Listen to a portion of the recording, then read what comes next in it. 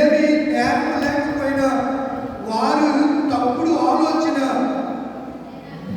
ద్వారా కక్షపూరితంగా వ్యవహరించడం అనే విషయాలు మనకి ఇవ్వబడ్డాయి డిక్షనరీలో. ఇంకా దురుద్దేశం అంటే చెడు ఉద్దేశం అని, హాని కలిగించే ఉద్దేశాలను ఏదైనా పని చేయడానికి ఆటంకపరచడం, ఆ మంచి పనిని అడ్డగించడం.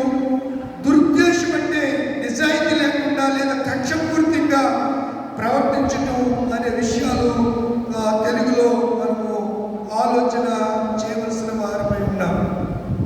కనుక పిల్లల మరొక అర్థం నేను జ్ఞాపకం చేస్తున్నాను, అది కూడా తెలుగులోనే. వేరే వ్యాఖ్యానకర్త చెడు ఉద్దేశం లేదా దుష్ట ఉద్దేశం అని దీన్ని వివరించారు. కనుక మనము నేటి దినాల్లో ఎలాంటి ఆలోచన కలిగి ఉంటున్నాం, ఎలాంటి ఆలోచన పనులతో మనం సహవాసం చేస్తున్నాం అనే సంగతులు మనము గమనించవలసిన వారమై ఉన్నాం. మరొక మాటను దీనికి ఇవ్వబడింది. ఆక్స్ఫర్డ్ యూనివర్సిటీ వాళ్ళు ఒక మాటను వారు యాడ్ చేశారు. కన్నింగ్ థాట్స్ అని ఇచ్చారు. కన్నింగ్ థాట్స్ అంటే అవి కూడా మోసపూరితమైనవి. కన్నింగ్ థాట్స్ అనే పదాన్ని దీనికి వాడారు. కన్నింగ్ అనేది తెలుగులో ఏం ఇచ్చారంటే మోసముతో నిండిన నమ్మక ద్రోహం కలిగించే కపటమైన వ్యక్తులు అని ఇచ్చారు ఇక్కడ తెలుగులో. కన్నింగ్ అనే పదానికి ఇంగ్లీష్లో, తెలుగులో మోసముతో నిండిన నమ్మక ద్రోహం కలిగించే కపటమైనటువంటి వ్యక్తులు.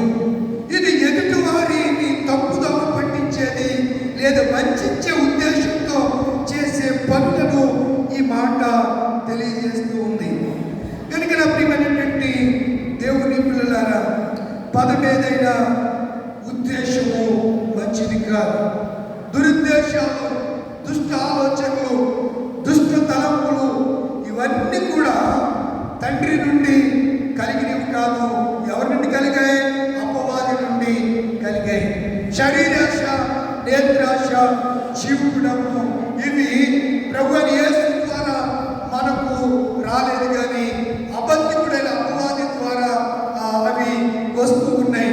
కనుక ఈ దినాల్లో చాలా మందికి ఈవిల్ థాట్స్ వస్తూ ఉంటాయి. దయ్యపు ఆలోచనలు, దురాత్మ లేనిపోయిన ఆలోచనలు పుట్టిస్తూ ఉంటారు. మెదడుని తొలిచేస్తూ ఉంటారు. మెదడులో ఏదైనా పురుగున్నట్టునే. నేను ఒక్కొక్కసారి మేక తలకాయ కొట్టిస్తే కాలేజీలో వచ్చే దారిలో ఒక ఆయన ఉన్నాడు, ఫ్రెండ్ సాయి గారు. ఆయన ఎప్పుడైనా మంచిది ఉంటే మాస్టరు తలకాయ కోసం వచ్చానంటే పట్టుకెళ్ళండి అని చెప్పి ఫోన్ చేస్తాడు. సరే కదండి, నేను వెళ్ళిన తర్వాత నా ఎదురుకుండా చేస్తానమాట. అది కొడుతూ ఉంటే అందులో ఏముంటాయి? అందులో మీరు ఎప్పుడు చూడలేదా? ఏముంటాయి? పురుగులు ఉంటాయి. మేక తలకాయలు కానీ గొర్రె తలకాయలు కానీ ఏముంటాయి? పురుగులు. తెలీదా? ఇస్తారా? నూరాలు ఇచ్చవుతున్నా? నువ్వు ఎప్పుడు వెళ్ళి ఉంటావు? మటన్ షాప్కి వెళ్ళి మీ ఆయన వెళ్ళి కొట్టించుకొచ్చి ఉంటాడు. అందుకని నీకు తెలియదు. కంపల్సరీ మేక తలకాయలో, గొర్రె తలకాయలో ఏముంటాయి?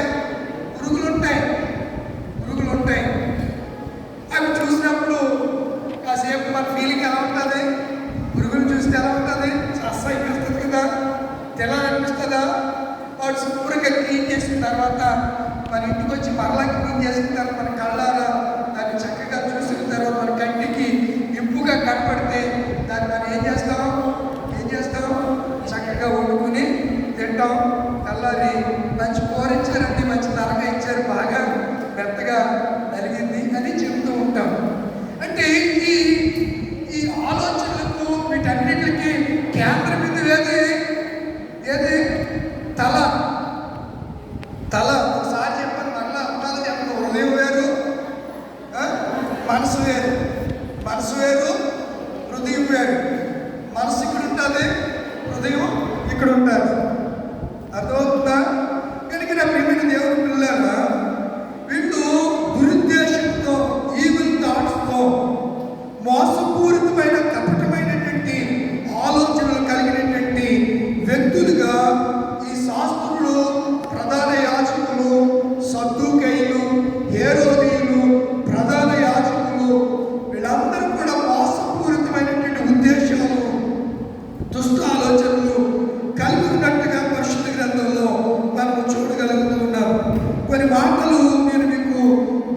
చేయ ఇష్టపడుతున్నారు.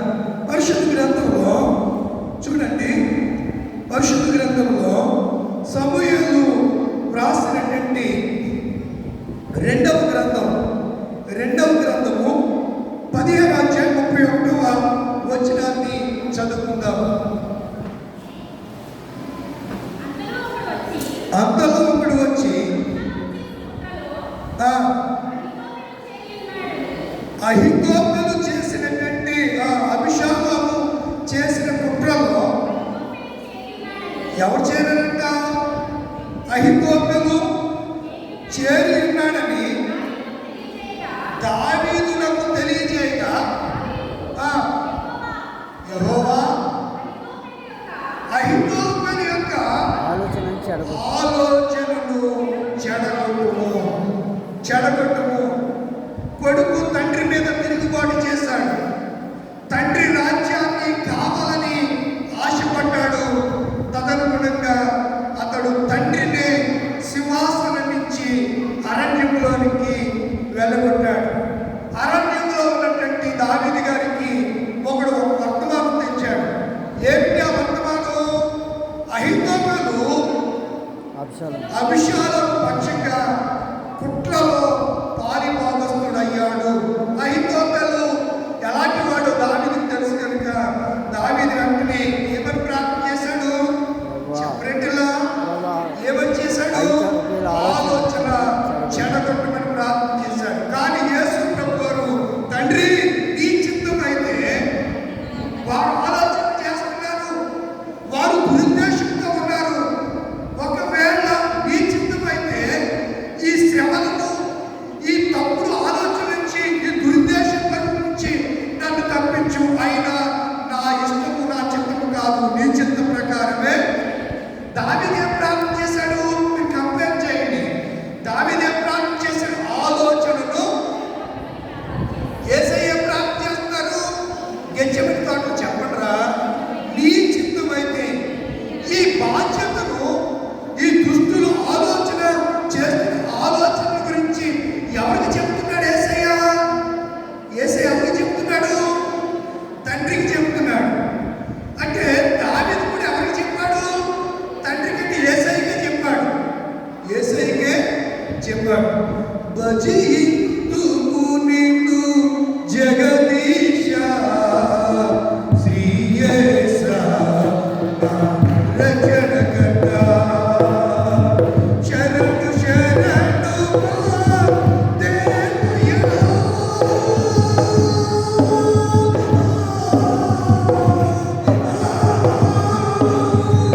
శరణు శరణు దేవయ్యా.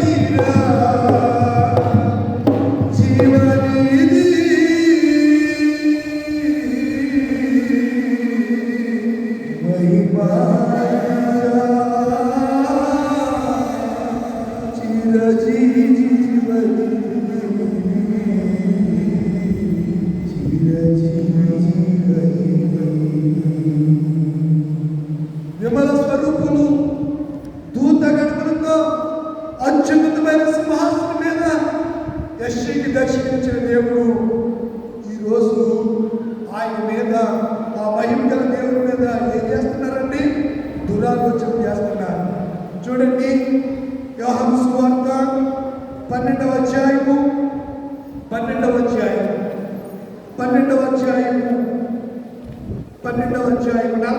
వచనం. యెషయా ఆయన మహిమను చూచినందున ఆయన గురించి ఈ మాటలు చెప్పారు. యెషయా ఎక్కడ చూశాడు దేవుడి మహిమను? దేవాలయంలో చూశాడు. మీరు చూడాలని అనుకుంటే యెషయా గ్రంథం 6వ అధ్యాయము, యెషయా గ్రంథం ప్రవచనం అంటే దేవుడు మహిమ కలిగినటువంటి దేవుడు ఈ లోకంలోనికి వచ్చి ఈ దురుద్దేశ పనులు చేస్తున్న ఆలోచనల ప్రకారం ఆయన సిలువ వేయబడడానికి తండ్రి అయినటువంటి దేవుడు ఆయనే ఒక సంకల్పాన్ని కలిగి ఉన్నాడు. చదవండి, యెషయా గ్రంథం 6వ అధ్యాయం 1వ వచనం. రాజైన హిజ్కియా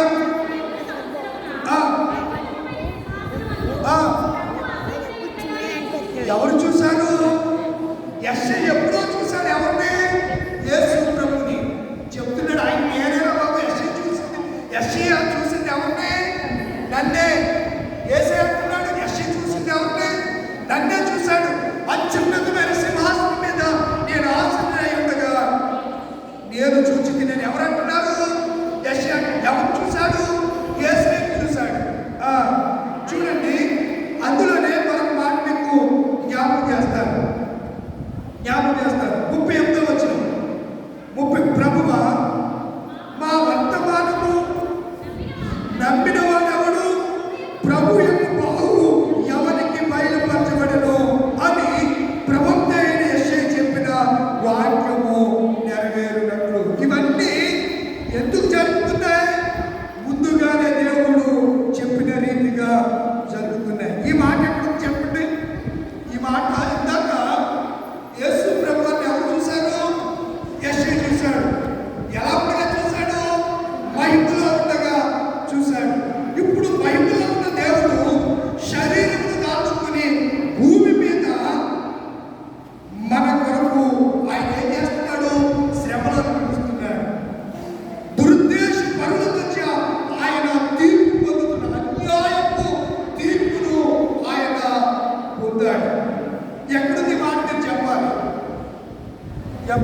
ఆ మాట ఎక్కడుంది? యెషయా గ్రంథం 53వ అధ్యాయం. యెషయా గ్రంథం 53లో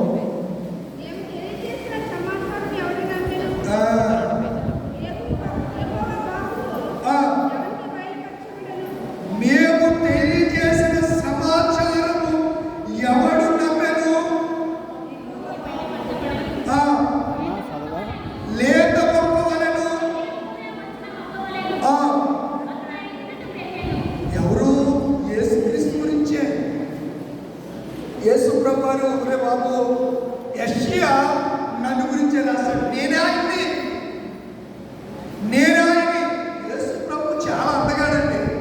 ఎంత అందగాడంటే ఆయన చూస్తే పిల్లలు పరిగెత్తుకుని వెళ్ళి ఆయన ఒళ్ళు కూర్చుంటేవారు. తెలుసా మీకు? పిల్లలు ఆయన దగ్గరికి వెళ్ళాలని, ఆయన ఒళ్ళో కూర్చోవాలని ఆశపడితే కొన్నిసార్లు శిష్యులు ఏం చేసేవారు? ఆటంకపరుస్తుండేవారు. చాలా అందగాడు ఆయన. అలాంటి ఆయన లేత మొక్క, మంచి స్వరూపం